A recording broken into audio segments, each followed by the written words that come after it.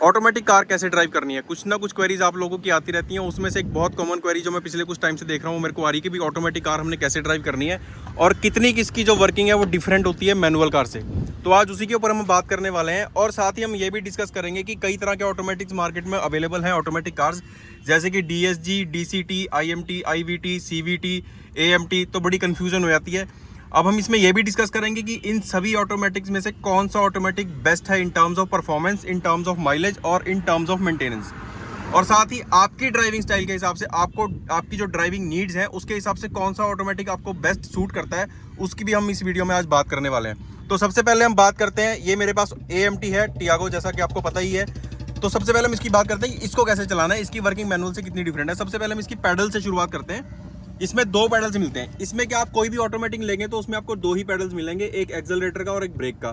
तो आपने right foot ही use करना है एक्सेलरेट करने के लिए और ब्रेक दबाने के लिए भी। गलती से भी आपने अपना लेफ्ट फुट ऐसे यूज नहीं करना, क्योंकि लेफ्ट फुट पे हमारे को अंदाजा नहीं होता कि कितनी जोर से हमने ब्रेक लगानी है, ये कितना हमने ब्रेक को प्रेस करना है। बहुत जोर से ब्रेक लग जाती है। मेरा कई और मेरे नोन है जिनके पास ऑटोमेटिक्स है, वो भी ये गलती कर चुके हैं। तो आपने बिल्कुल नहीं करनी। मैं भी इवन ये गलती कर चुका हूँ एक बार ट्राई करके कि लेफ्ट पैर से अगर ब्रेक लगाए, दोनों पैर यूज करें, तो एक गलती से भी आपने नहीं करना। बहुत जोर से ब्रेक लगती है।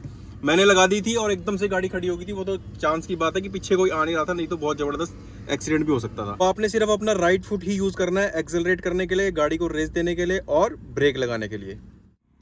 अब हम बात करते हैं इसकी गियर शिफ्टिंग की। ये है अपना गियर लीवर और जैसा कि आप देख सकते हैं यहाँ पे लिखा हुआ है RNA और इस तरफ लिखा हुआ है M। ये आप समझ ही रहे होंगे, R का मतलब रिवर्स हो गया, N का मतलब न्यूट्रल हो गया, A का मतलब ऑटो हो गया, M का मतलब मैनुअल हो गया।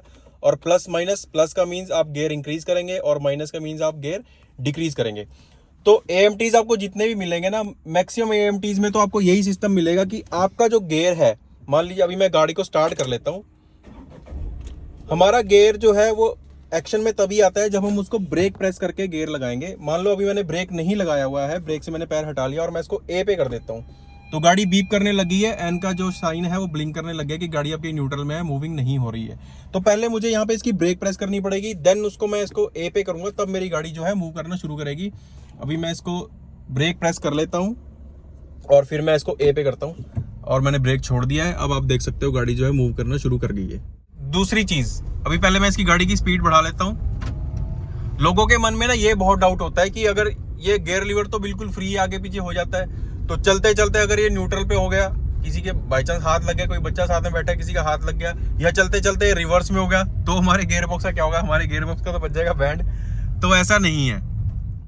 अभी आप देख सकते हो हमारी कार की स्पीड 25-26 की है, 27 की होगी, मतलब कार मूविंग में है। अभी मूविंग कार में ही मैं इसका गियर जो है न्यूट्रल पे कर देता हूँ। मैंने इसको न्यूट्रल पे कर दिया, बट जैसा कि मैंने आपको बताया था कि बिना ब्रेक दबाए ये जो गियर है इफेक्ट में नहीं आता है। तो आप देख रहे हो कि न्यूट्रल पे होने के बावजूद भी जो है गाड़ी हमारी मूविंग है, तीसरे गियर पे चल रही है। उसी तरह से अगर मैं चलते चलते, आप ये सोचेंगे चलते चलते गाड़ी हमारी आगे मूव कर रही है, हमारा रिवर्स गियर लग जाए तो हमारा क्या होगा? तो मैं वो भी करके आपको दिखा देता हूँ। मैंने रिवर्स पे कर दिया है, कोई फर्क नहीं है, गाड़ी हमारी आगे कोई मूव कर रही है, गियर हमारा रिवर्स पे है पर गाड़ी हमारी आगे मूव कर रही है। कोई आपको इससे दिक्कत नहीं है। जब तक आप ब्रेक प्रेस करके जो है अपनी गियर चेंज नहीं करेंगे तब तक आपका गियर इफेक्ट में नहीं आएगा। अब मैं आपको इसको रोक के दिखाता हूँ। गाड़ी मैंने बिल्कुल कर ली है स्टेशनरी और अब मैंने इसको कर दिया न्यूट्रल पे। अब मैं ब्रेक लगा के इसका रिवर्स दबाऊंगा। ब्रेक मैंने लगा ली है, देख सकते हैं आप, ब्रेक लगा लिया और मैंने इसका रिवर्स दबा दिया है। अब आप देखोगे रियर कैमरा भी चालू हो गया और गाड़ी हमारी जो है पीछे जानी शुरू हो गई है। तो इस तरह की आपको कोई टेंशन लेने की जरूरत नहीं है कि गाड़ी आपकी आगे मूव कर रही है, चलते चलते अगर न्यूट्रल पे होगी, चलते चलते अगर आपकी रिवर्स पे होगी तो क्या होगा। तो किसी तरह की कोई दिक्कत नहीं है, बिल्कुल सेटिंग से सब कुछ काम हो जाता है। अब हम इसको ऑटो पे करते हैं और आगे चलते हैं। एक चीज मैं आपको और बता देता हूँ कि गाड़ी जो है ना, ये कभी भी रिकमेंडेड नहीं होती ऑटोमेटिक गाड़ी की चलते चलते आप इसको न्यूट्रल पे कर दें।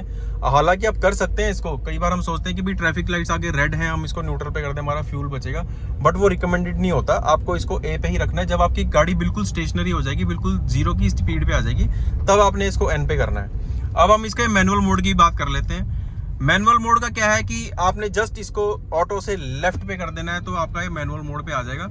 और मैनुअल मोड पे करते ही आपका जो है ना एक गियर जो है शिफ्ट हो जाएगा नीचे को। मान लो आपका सेकंड पे है तो फर्स्ट पे आ जाएगा, थर्ड पे है तो सेकंड पे आ जाएगा, और उसी तरह से किसी भी गियर पे तो एक गियर नीचे आ जाएगा। ये बेसिकली इसलिए होता है अगर आपको इंस्टेंट कभी ओवरटेकिंग करनी है और आपको एकदम से पावर की जरूरत है तो आप इसको मैनुअल मोड पे करें, एक गियर नीचे शिफ्ट हो जाएगा तो आपको पावर मिलेगी। ऑल्दो आपको उतनी स्पीड से या उतनी जल्दी पावर नहीं मिलेगी क्योंकि ये AMT है, और AMT थोड़ा सा जो है ना गियर शिफ्टिंग के मामले में थोड़ा सा लेजी होता है, तो उतनी स्पीड आपको जो है जल्दी से नहीं मिल पाती। बट फिर भी अगर आपका ऑटो में है, ऑटो से आप इंस्टेंटली इसको मैनुअल पे करते हैं, एक गियर कम होने की वजह से फिर भी आपको जो है काफी ठीक ठाक पावर मिल जाती है। तो उसी तरह से आपने जो है मैनुअल से इसको ऑटो पे करने के लिए सीधा लेफ्ट से राइट कर देना है, ऑटो पे आ गया और आपने इसको चलाना है, आपकी गाड़ी चलती रहेगी।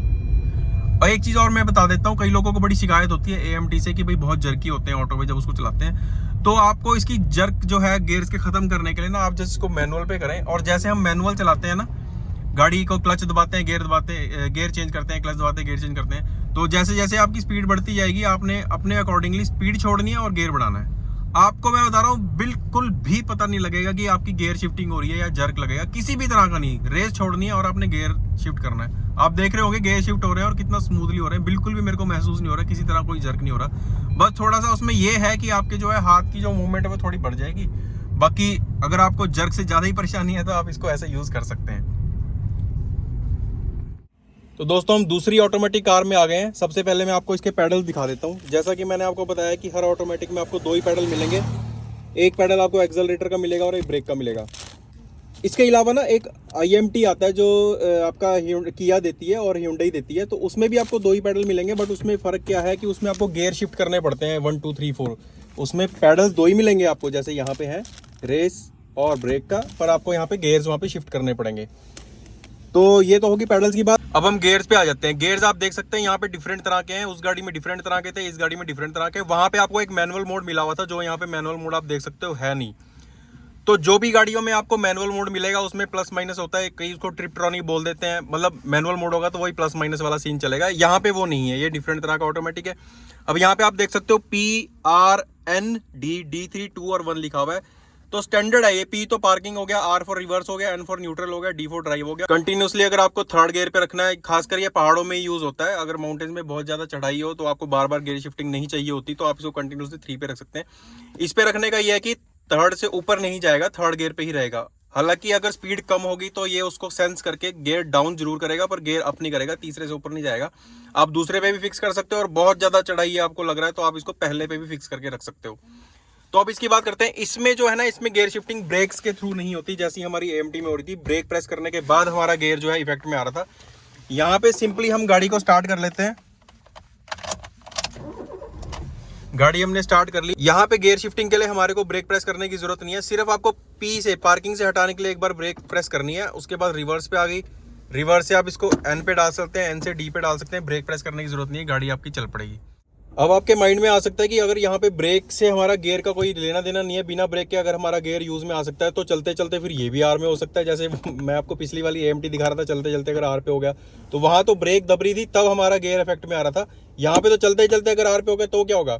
तो इसमें भी ऐसा कुछ नहीं है, हर गाड़ी में अपनी अलग प्रोविजन होती है। यहाँ पे आप देखेंगे तो इस गियर लीवर के नीचे एक बटन है, ये वाला जो बटन है, इस बटन को प्रेस करके जब हम इसको R पे करेंगे तब ये R पे होगा, अदरवाइज नहीं होगा। अगर मान लो मैं ड्राइव पे हूँ, ड्राइव से गाड़ी मेरी मूविंग हो गई है, ड्राइव से अगर हम इसको चलते चलते N पे हो जाए कोई बात नहीं, आपकी गियर से कम हो गया ना, गियर नहीं लगा आपका, न्यूट्रल पे आ गई गाड़ी।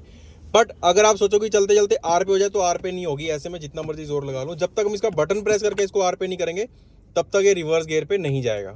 तो यहाँ पे भी वो वाली कोई टेंशन नहीं है। तो डिफरेंट तरह के ऑटोमेटिक्स हैं, हर किसी की अपनी तरह की वर्किंग होती है। थोड़ा सा आपका यूज टू होने में, कोई भी अगर आप ऑटोमेटिक लेते हैं तो आपको थोड़ा सा यूज टू होने में टाइम लगेगा, क्योंकि हर तरह की जो जितनी भी ऑटोमेटिक्स आती है ना, हर ऑटोमेटिक का अपना थोड़ा सा जो डिफरेंस है वो होता है। मेन तो मैंने आपको बता ही दिया, आपको पैडल जो है इस तरह के मिलेंगे, एक रेस का मिलेगा और एक ब्रेक का मिलेगा। बाकी गियर शिफ्टिंग जो है हर गाड़ी में अलग अलग तरह की होती है। इसमें मैनुअल मोड नहीं है, उसमें मैनुअल मोड था। किसी ऑटोमेटिक में आपको मैनुअल मोड ट्रिपट्रॉनिक बोल देते हैं, कहीं पे आपको S का भी और मिल सकता है, जैसे ये PRND लिखा ना, तो इसी तरह से आपको S लिखा हुआ भी मिल सकता है, तो वो स्पोर्ट्स मोड हो गया। कहीं पे आपको L मिलेगा यहाँ पे लिखा हुआ, तो वो लोड हो गया। वो भी बेसिकली उसी के लिए होता है, यहाँ पे पहाड़ों पे आपको जाना हो और आपको गाड़ी का जोर ज्यादा लग रहा हो तो L पे करके आप उसको चला सकते हो। तो यही सारी ऑटोमेटिक की वर्किंग है, ज्यादा कोई डिफरेंस नहीं है ऑटोमेटिक गाड़ियों में, और बहुत ईजी है। जैसे जैसे आज की डेट में ट्रैफिक बढ़ता जा रहा है, ऑटोमेटिक्स की जो है गाड़ियां आने लग गई हैं मार्केट में बहुत ज़्यादा। आप देखो तो एंट्री लेवल अगर हम बात करें ऑल्टो K10 की, K10 तक में गाड़ी जो है ऑटोमेटिक में आने लग गई है, क्योंकि ऑटोमेटिक की डिमांड बढ़ रही है ट्रैफिक बढ़ने की वजह से। तो दोस्तों ऑटोमेटिक ड्राइव कैसे करनी है वो तो आपने देख लिया। अब हम बात करते हैं कि कौन सा ऑटोमेटिक बेस्ट है इन टर्म्स ऑफ परफॉर्मेंस। तो परफॉर्मेंस के मामले में सबसे पहले नंबर पे आते हैं DSG, जो हमारे को जर्मन गाड़ियों में मिलते हैं, जैसे कि वॉक्सवैगन या स्कोडा। आप वॉक्सवैगन वर्टस या स्कोडा स्लाविया जो सिडान्स हैं उनकी, या फिर वॉक्सवैगन टाइगून या जो आपकी स्कोडा की कुशाक है, उनके आप जो देख सकते हैं सबसे टॉप वेरिएंट्स जो हैं सबसे महंगे वाले, क्योंकि DSG जो है महंगा ही आता है क्योंकि उसकी परफॉर्मेंस बहुत बढ़िया होती है। उसके बाद दूसरे नंबर पे आता है DCT, जो हमारे को Hyundai वेन्यू में मिल जाता है या सोनेट में मिल जाता है DCT, उसकी परफॉर्मेंस बहुत अच्छी है दूसरे नंबर पे। और तीसरे नंबर पे हम बात करें तो टॉर्क कन्वर्टर्स, जो हमारे जो कन्वेंशनल ऑटोमेटिक है टॉर्क कन्वर्टर, उनमें हमको जो है परफॉर्मेंस अच्छी मिलेगी as compare to other CVTs, IVTs या फिर AMT। चौथे नंबर पे CVT और IVT, और पांचवें नंबर पे AMT है इन टर्म्स ऑफ परफॉर्मेंस। अब बात करते हैं इन टर्म्स ऑफ मेंटेनेंस, कौन सा ऑटोमेटिक जो है वो है बेस्ट। अगर आप मेंटेनेंस की बात करें तो AMT से जो सस्ता है वो कोई भी ऑटोमेटिक नहीं हो सकता, क्योंकि AMT में जो है, जैसे कि इसका नाम ही सजेस्ट करता है हमारे को, ऑटोमेटेड मैनुअल ट्रांसमिशन। तो ये बेसिकली मैनुअल ट्रांसमिशन ही होता है। इसमें जस्ट आपको एक एक्चुएटर दे दिया होता है, जिससे आपका जो है हम जो सेंस करता है आपके गियर लीवर से, और उस एक्चुएटर के थ्रू जो है आपका क्लच जो यूज होता है और फिर आपका गियर चेंज होता है। तो ये बेसिकली मैनुअल ही होता है सब कुछ, सिर्फ जो आपका क्लच है वो ऑटोमेटेड होता है। तो सबसे इजी टू मेंटेन अगर आप करें इन टर्म्स ऑफ पैसा खर्च करने की अगर हम बात करें, तो सबसे इजी टू मेंटेन आपका AMT होता है। और जो सबसे महंगा होता है वो अगेन जो अच्छी परफॉर्मेंस देगा तो वो थोड़ा सा एक्सपेंसिव भी होगा। तो DSG और DCT जो है सबसे ज़्यादा एक्सपेंसिव होते हैं मेंटेन करने के मामले में।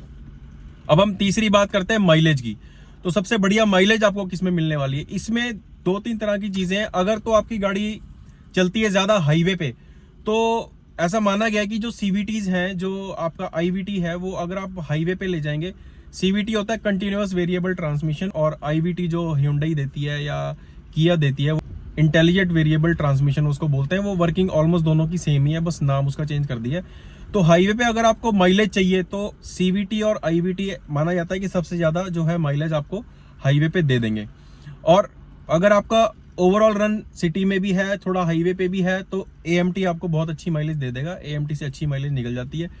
DSG से थोड़ा सा माइलेज निकालना मुश्किल है, बहुत ही ज़्यादा प्यार से चलाएंगे तो आपको माइलेज मिल सकती है, बट DSG और DCT से माइलेज निकालना थोड़ा सा मुश्किल है। ऑल्दो उनकी वर्किंग बहुत स्मूथ होती है, गियर शिफ्टिंग बहुत स्मूथ होती है, उसमें परफॉर्मेंस आपको अच्छी मिलती है, बट उसमें माइलेज का थोड़ा सा इशू ही है। अब हम बात करते हैं कि आपकी रिक्वायरमेंट के हिसाब से आपका कौन सा ऑटोमेटिक जो है आपको सूट कर सकता है। अगर आपकी ड्राइविंग बहुत ज़्यादा सिटी में है, स्टॉप एंड गो ट्रैफिक में है, तो आपको DSG या DCT पे नहीं जाना चाहिए, क्योंकि उसमें अभी तक अगर आप देखेंगे और भी नेट पे अगर आप सर्च करेंगे तो DSGs में जो है हीटिंग इश्यूज बहुत ज़्यादा आते हैं, और DCT में भी जो है हीटिंग इश्यूज बहुत ज़्यादा आते हैं। तो आप उनको अवॉइड कर सकते हैं। अगर आपका स्टॉप एंड गो में बहुत ज़्यादा अगर आपको ट्रैफिक में चलना होता है तो आप उनको अवॉइड कर सकते हैं, क्योंकि उसमें हीटिंग इश्यूज का प्रॉब्लम है और फिर आपको दिक्कत हो सकती है। मैं ये नहीं कहता कि यूज़ नहीं कर सकते, बट उसमें आपको प्रॉब्लम हो सकती है, आप देख सकते हैं नेट पे जाके, क्योंकि उनमें DSGs में सबसे ज़्यादा प्रॉब्लम आती थी पहले। अभी तो खैर over the period of time काफ़ी उसमें इंप्रूवमेंट हुई है, तो इतनी प्रॉब्लम नहीं है, बट फिर भी ईजी टू मेंटेन नहीं है, महंगे होते हैं। अगर उसकी कोई आपको मेंटेनेंस करनी पड़ जाए तो फिर काफ़ी एक्सपेंसिव होते हैं, जेब में आपकी होल अच्छा खासा वो कर देंगे। फिर अगर आपकी हाईवे रनिंग पे है, जैसा कि मैंने आपको बताया, माइलेज जो है CVT में आपको बेस्ट मिल सकती है हाईवे के केस में। तो अगर हाईवे पे आपकी ज़्यादा रनिंग है तो आप CVT की तरफ जा सकते हैं। उसकी गेयर तो ऑल्दो उसमें होता ही नहीं, उसमें पुलिस होती है, तो गेयर शिफ्टिंग का भी बिल्कुल कोई उसमें जर्क वाला महसूस करने वाला कोई काम नहीं है, और बहुत ईजी टू ड्राइव होती है, बहुत स्मूथ ड्राइव होती है उनकी, तो आप CVT की तरफ जा सकते हैं। और अगर आपका मिक्स रन है, सिटी में भी है और हाईवे पे भी है, तो मैं कहूँगा कि आप AMT में जा सकते हैं, क्योंकि AMT में आपको सिटी में भी अच्छी माइलेज मिल जाएगी अगर आप ठीक तरीके से चलाएंगे। मतलब अगर आप ठीक तरीके से चलाएंगे, फेदर फुट से चलाएंगे, तो आपको अच्छी माइलेज जो है सिटी में भी मिल जाएगी। और हाईवे में भी मैंने जैसे आपको माइलेज रन अपनी AMT का करके दिखाई है, तो 20 के आसपास मेरे को इसमें माइलेज मिल जाती है। और अगर थोड़ा और प्यार से हाईवे पे जाके, ऑल्दो प्यार से चलाई नहीं जाती, कहीं ना कहीं जोश आ जाता है तो पंजा दबा दिया जाता है, पर अगर आप हाईवे पे भी प्यार से चलाएंगे तो 20 से थोड़ा सा और ऊपर आप जो इससे माइलेज निकाल सकते हैं। तो अगर आपकी सिटी में भी रनिंग है और हाईवे पे भी रनिंग है, तो मैं तो आपको सजेस्ट करूंगा कि आप AMT की तरफ जा सकते हैं। ऑल्दो आपको परफॉर्मेंस AMT से नहीं मिलेगी, परफॉर्मेंस के मामले में तो AMT परफॉर्मेंस के लिए खैर बने ही नहीं है, ये आपकी कन्वीनियंस के लिए बने कि बस आपको क्लच ना दबाना पड़े, आपका पैर फ्री रहे और आपको बार बार गियर शिफ्टिंग ना करनी पड़े। तो आप इसके लिए AMT बनाया गया है, तो आप AMT के ऊपर इसके लिए जा सकते हैं। तो दोस्तों आई होप कि ऑटोमेटिक कार से रिलेटेड काफी सारी क्वेश्चंस, काफी सारी क्वेरीज आपके माइंड से आज क्लियर हो गई होंगी। तो वीडियो अगर आपको पसंद आया तो लाइक करें और चैनल को सब्सक्राइब करें। मिलते हैं नेक्स्ट वीडियो में, तब तक के लिए take care and bye bye.